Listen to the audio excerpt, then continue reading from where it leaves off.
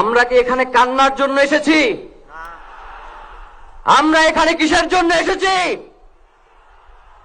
আমার ভাইয়ের রক্তের বদলা নেওয়ার জন্য আজকে আমরা এই জানাজায় দাঁড়িয়েছি। প্রিয় ভাইয়েরা, আজকে কবি নজরুলের যে বিদ্রোহী দুটো লাইন, যাকে ওসমান হাদি তার আদর্শ মনে করত, আমি চিরবিদ্রোহী বীর, বিশ্ব ছড়ায় উঠে আজি একা, চির উন্নত শির। প্রিয় ভাইয়েরা, আপনারা জানেন শরীফ ওসমান হাদিকে এক সপ্তাহ 168 ঘন্টা আগে গুলি করা হয়েছে। এখন পর্যন্ত কি তার খুনিকে গ্রেফতার করা হয়েছে? সরকারের পক্ষ থেকে এখন পর্যন্ত কি খুনিকে গ্রেফতারের ব্যাপারে আপনাদেরকে আশ্বস্ত করা হয়েছে? তারা কি এখন পর্যন্ত আমাদেরকে জানিয়েছে যে খুনি কোন জায়গায় রয়েছে? আমরা স্পষ্ট মনে করছি যে এখানে খুনি একজন নয়, এখানে পুরো একটা খুনি চক্র কাজ করেছে। আমরা ইনকিলাব মঞ্চ এবং তার পরিবারের পক্ষ থেকে আপনাদেরকে জানিয়ে দিতে চাই, খুনের পরিকল্পনাকারী, খুনের সহায়তাকারী এবং পুরো খুনি চক্রকে বিচারের আওতায় নিয়ে আসতে হবে এবং আগামী 24 ঘন্টার মধ্যে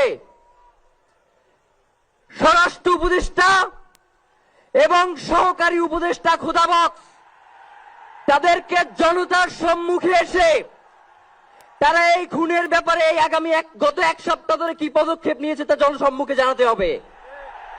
যদি তারা জানাতে না পারে তাহলে তাদেরকে পদত্যাগের জন্য প্রস্তুত থাকতে হবে।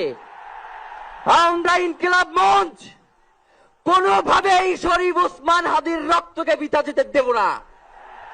আমরা ঘোষণা করতে চাই, শরীফ ওসমান হাদির রক্তের মধ্য দিয়ে বাংলাদেশ ইনসাফ কায়েম হবে। আপনাদেরকে তিনি বারংবার বলেছেন, বাংলাদেশের স্বাধীনতা সার্বভৌমত্ব রক্ষা এবং ইনসাফের লড়াইয়ের জন্য আমাদেরকে যদি জীবন দিয়ে দিতে হয় আমরা জীবন দিয়ে দেব, তবু ইনসাফের লড়াই ছাড়বো না। সুতরাং প্রিয় বন্ধুগণ, আমাদেরকে ইনসাফের লড়াই লড়তেই হবে। আপনারা রাজি আছেন কিনা?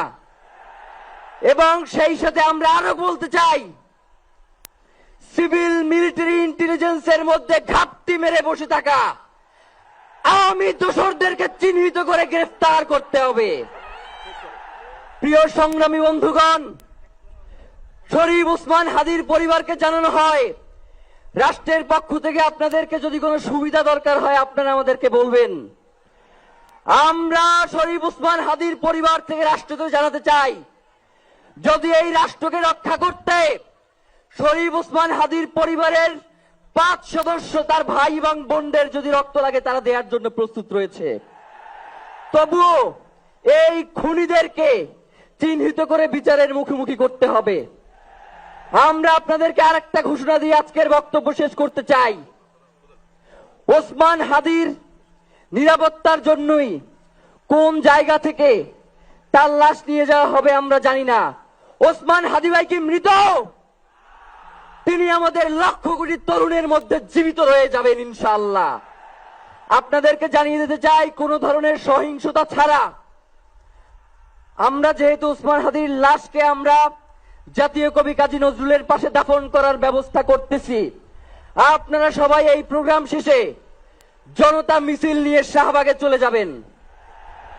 আমরা ওখানে গিয়ে আপনাদের সাথে দাফনের পরে কথা বলবো। হয় বাংলাদেশের স্বাধীনতা সার্বভৌমত্ব থাকবে, বাংলাদেশের ইনসাফ কায়েম হবে, নয়তো আমরা বাংলাদেশের জন্য রক্ত দেওয়ার জন্য সবাই প্রস্তুত রয়েছি।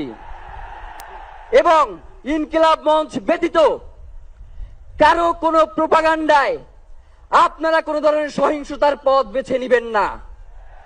আমরা ইনকিলাব মঞ্চের পক্ষ থেকে আপনাদেরকে জানাবো কখন কি ব্যবস্থা গ্রহণ করতে হবে।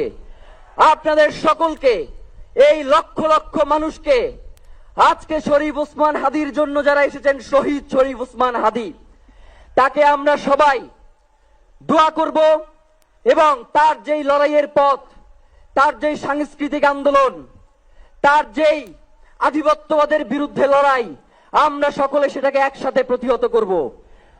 বাংলাদেশ জিন্দাবাদ, ইনকিলাব জিন্দাবাদ, নারায়ে তাকবীর, নারায়ে তাকবীর। দিল্লি না ঢাকা, দিল্লি না ঢাকা, গোলামি না আজাদি, ক্ষমতা না জনতা,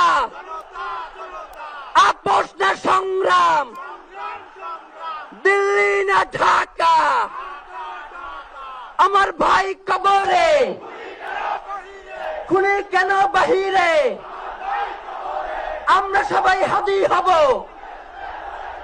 গুলির মুখে কথা কব, আমরা সবাই হাদি হব।